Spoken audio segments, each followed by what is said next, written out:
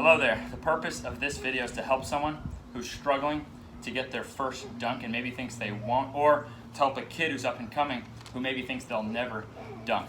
I was both of those cases. If there's anything I'm known for, it's where I started with my jumping genetically versus where it is now. I don't know if he could even touch the rim. Going from a guy that could barely slap backboard and now is throwing down windmill dunks is unbelievable. So what did I do differently? Well, if you're watching this channel, maybe you already know me as Knees Over Toes Guy. And yeah, I do 3 very unorthodox leg sessions per week. But I also do my dunk sessions differently. Now this channel I made as Onyx Basketball because not everyone plays basketball, but I do think my kid Onyx is going to grow up and play basketball. And just as with training, I'm obsessed with measurable progress. Well, Onyx, you can see I'm obsessed with the idea of laying a better foundation for him than I had. So the purpose of this video and all these videos is going to be turning a complex subject in basketball, complex skills, and actually making it something measurable and step by step. The overall mission I took in regards to my jumping was very different than other basketball players. My mission became, I want to be able to dunk off all 4 plants. So these tools help me go from not dunking at all to being able to dunk all 4 ways, which we'll break down. I'm a believer that if we have imbalances between sides, if one side isn't as strong as the other side, is weaker, is more painful, tender, less coordinated, whatever, that we become more likely to get hurt. And I also believe that the sum of both our legs equals our total power. So I believe that taking that pursuit of dunking off all 4 plants made my knees even more bulletproof and enhanced my total leg power beyond what it would have been if I only worked on one plant. Now I broke this down into exact dunk sessions. I did 2 different type of dunk sessions. We have 1-foot jumping and we have 2-foot jumping. Now within those 1-foot jumping, we have the left leg or the right leg. So I found for myself it was too much to try to think about left, right, left, right. It was too much to think about all this stuff. So I liked one session of just 1 foot and one session of just 2 feet. For most of the year, I just did about 20 reps of each, meaning 10 reps left leg, 10 reps right leg per week, and then 10 reps left, right, 10 reps right, left per week. But let's start with the 2-foot jump because even that session breaks down further. It actually breaks down into 4 different jumps because if we're going with a left-right plant, if the defender is behind us, we'd reach with the right hand. But it's not uncommon if the defender is ahead of us to reach with the left hand. So this actually influences things, and we want to be able to do right-left with either hand or left-right with either hand. Some simple visuals of that to make it real would be Kobe Bryant was very good if a defender was behind him at reaching forward with the right hand, whereas Michael Jordan was more famous if the defender was in front of him for going with the outside hand. So by working all 4 of those jumps, 5 rounds with full recoveries, I found myself just becoming a better all-around athlete. So without even thinking about it, I went from having no pull-up jumper to now being able to go right-left pull-up jumper or left-right pull-up jumper. And I just want to throw in a really cool clip of Kobe Bryant because he instinctually had some great blocks in his career. So that's not even something we think about with the jumping and the dunking. He could really take off, and he had the most career dunks. If you take all 4 plants, he was the best in NBA history. And even on blocks, he could take off 1 foot, he could take off 2 feet either way and with either hand based on what he needed to do. So short term, it seems easier to have less abilities. Let's just do 1 jump or something. But long term, I would say it makes your life easier and better to have more abilities. Now within those 4 jumps, we still have your level. And this is such an important concept to get. So let's say we're just taking left, right, reaching with the right hand, okay? Everyone thinks about trying to dribble in and dunk. Now let's take away the ball because let's look at the best jumpers in the world. High jumpers, they go in full steam. There's no ball or anything. Jumping. The harder you try to jump and the higher you jump, the more you adapt to jump even higher. Look at professional dunkers. They spend the least time dribbling into their dunks. They're running full arms, full steam ahead. You see that? Oh, and then what about basketball players? Well, let's look at Michael Jordan. The guy could palm a ball like this. So if I'm trying to dribble in and I'm not yet a great dunker and don't have all that control yet, I'm not going to be able to match Michael Jordan running in, palming that ball. You see what I mean? So let's remove the dribbling, okay? That would leave us with throwing ourselves a lob, which could be tough, or you could have a partner throw a lob. Now, what if you can't dunk off a lob? All right, well, let's go underneath that. You could get a dodgeball, and with that dodgeball, you can run in full arm swing, full intent, and try to dunk. Now, even if you couldn't do that, you could just go up and really try to get a good rim tap. And even if you couldn't do that, you could start just trying to find a lower rim or get a rim that lowers down.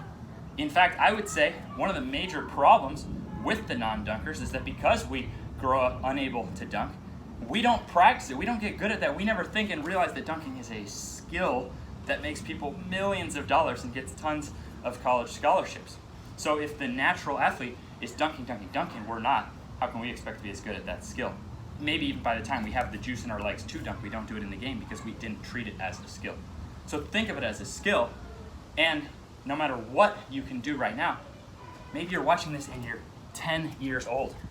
Lower the rim down and master these. You see that? Now you're treating it as a skill for the long term rather than avoiding it and leaving it up to fate if you naturally have jumping or if you're naturally tall. Because a 10-foot rim is arbitrary. It's an arbitrary amount that some people can get naturally and some people can't.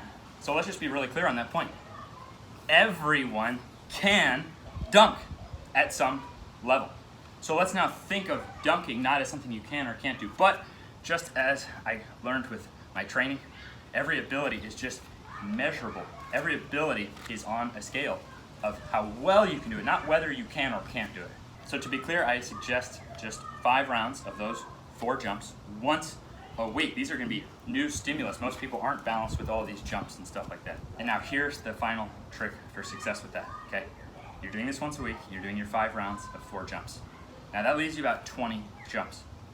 How do you know what level exactly to work at?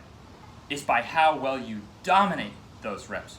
So if you just dominate every rep, it's definitely time to increase the level.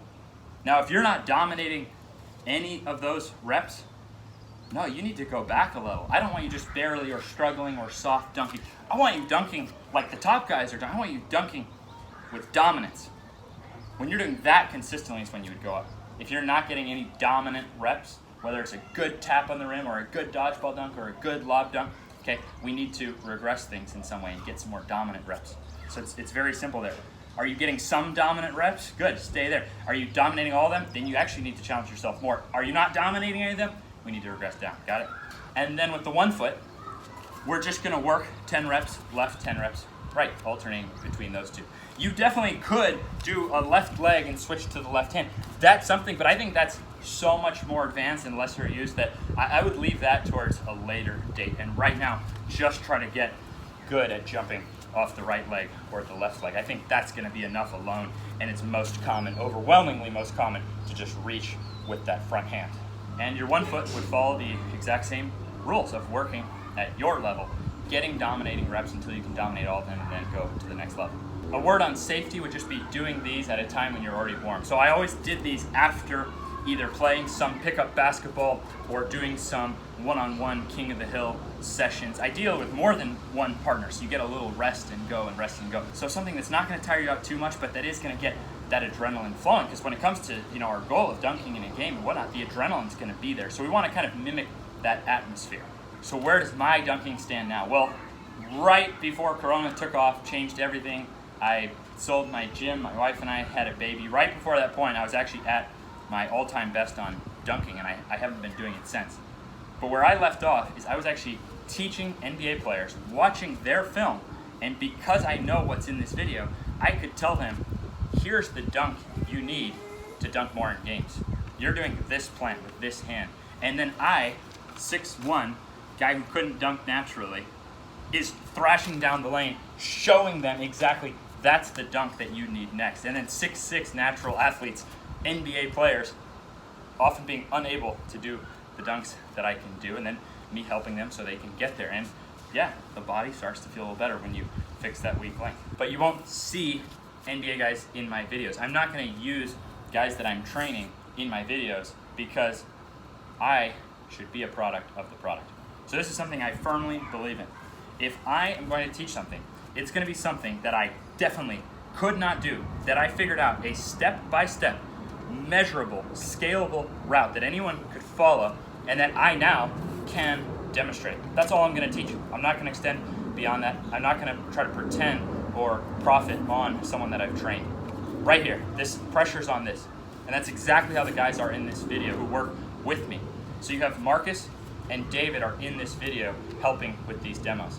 I watched Marcus outplay NBA players in the offseason and get his first pro contract offer at 27 years old. You're not supposed to get a pro job offer. Your first one at 5'11" at 27 years old. And I watched David go from unable to dunk to now throwing down dunks with either hand off either leg. So as of right now, the three of us are helping build this legacy for Onyx, and the pressure's on us. We have to be a product of the product, and we're only gonna teach you something that we actually have produced in ourselves that we didn't have, that we can measure and do in a way that you can also follow those steps.